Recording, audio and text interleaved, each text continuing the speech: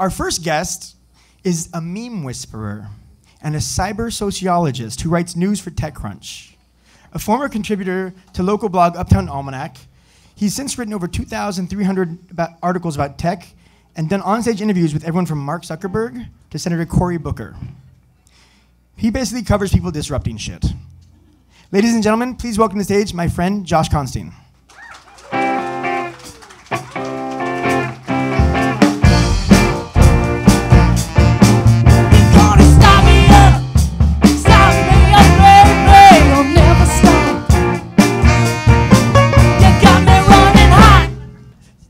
What I like about the band is they do these clever things like Start Me Up, because it's like startups and the internet stuff. Clever guys.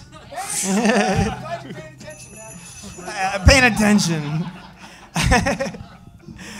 So I did research on you, because normally when I see Josh, we're partying together. So this time I actually learned who the fuck he is. And he does stuff. It's pretty cool. You have a master's in cyber sociology, and you've studied things called meme cycles. Did you make these things up? Yeah, I made them all up and basically convinced Stanford that I was gonna, bring them lots of prestige by studying something that didn't exist, but it still doesn't really exist. I mean, so like when you told your parents, you're Jewish, I'm Jewish, were your parents like, so you don't want to be a doctor or lawyer, you want to do bullshit for a living? They're like, you need to go to business school. I'm like, Mom, the internet is totally business, I promise. Good, your mom sounds like my mom. So I've known you for a number of years now, and I always wonder, there's a name for your bang, right? Hashtag OmniBang. I expect all of you to tweet it. What I always wonder is... It's got structural integrity. Like it's like reverse payas. Yeah, I should just get a Skrillex cut on this. I would be half Jewish. So the thing about your bang is like, you remember the thing about when like you see teenagers with braces, and you're like, I wonder if they both kiss, if they're gonna get stuck together. I wonder that about your bang and your mustache. Did that ever happen before? Yeah, it gets in my mouth when I'm trying to kiss, and that's probably the worst part. Awkward. You're like, oh, is that you? No, that's me. I'm sorry. So you've interviewed Mark Zuckerberg, Tim Cook, Drew Houston, and lots of other important tech dudes. Tim Armstrong, not Tim Cook. They won't let me anywhere near him. That's fair. I wouldn't either, honestly. Out of all the people you've interviewed, who's the biggest dick? Ooh. Not who has the biggest dick. Who is the biggest dick? I think actually my CEO of AOL would like respect me for saying that he's like a ball busting dick, but he got in a lot of trouble for talking about we have like our healthcare costs went up because we had distressed babies, and he fired this guy on like a conference call with the entire company. But like it's funny because he's so charismatic in person that like you walk up to him, you're like, oh, and he's just like, oh, hi there, and you're like, hi, I actually want to touch you. He Zoolander's you. He's like, yeah, he's got that like Jafar gaze. It's good to have that if you're gonna be a dick. That way, when you're not being a dick, they're like, oh, he's so wonderful, but he's really a dick. You're a journalist, and you cover. You're supposed to have your own independent editorial voice. But on the other hand, you're paid to cover the tech industry. Is there payola involved ever? Or is there people who are like, well, if you cover my app, we will make sure that you have new shoes? No, that doesn't really happen because they just know that like the internet's too volatile nowadays. Like if you try anything like that, you're liable to get tweeted about in like 10 seconds, and everyone's just gonna hate you, and the mob mentality comes out. So I think it's like actually scared everyone into being better people. Dude, have you guys, anybody here watch Black Mirror? Anyway. Yes. Dude, that was amazing. That first episode was incredible for many reasons. But Uber's an interesting one. I kind of liken it to like touching yourself. You feel a little bit guilty afterwards, but it's just so much more convenient than the alternative. Are we still talking about Black Mirror? No, but you can do that in the mirror.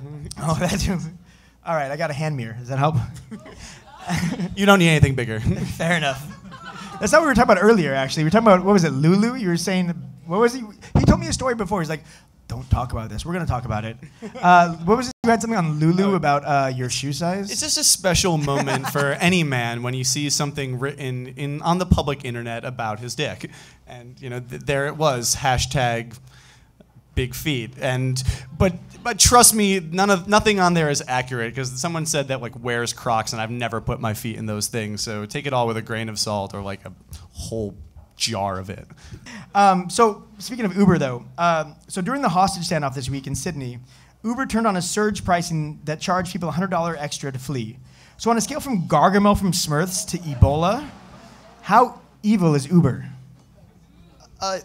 So they're evil, but kind of accidentally evil. But I think we really we love to hate Uber because this is a morally ambiguous time. We don't have the Nazis to just like uniformly despise anymore. So he might not be the one police instead. So Uber CEO Travis Kalanick, he might not be the one we want, but he's the supervillain we need.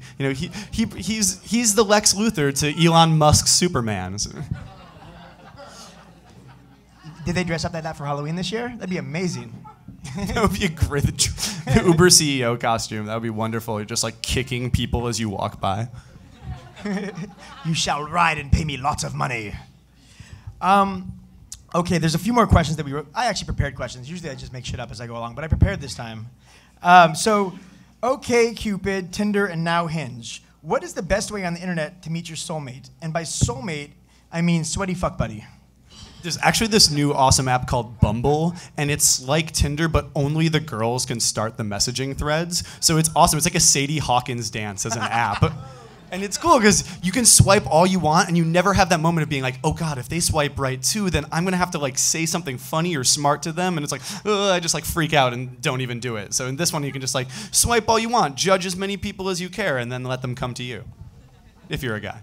And if you're a girl, there's no creepers, so that's kind of cool. So it's invite only? No, it's for everyone. I was gonna say, if it's invite only, we are definitely not getting invited. Okay, so one last question, then we're gonna go on to a great game. So this one's like kind of serioso, but not really. So what does it mean to a democracy when the public square is a for-profit company run by petulant 30-year-olds?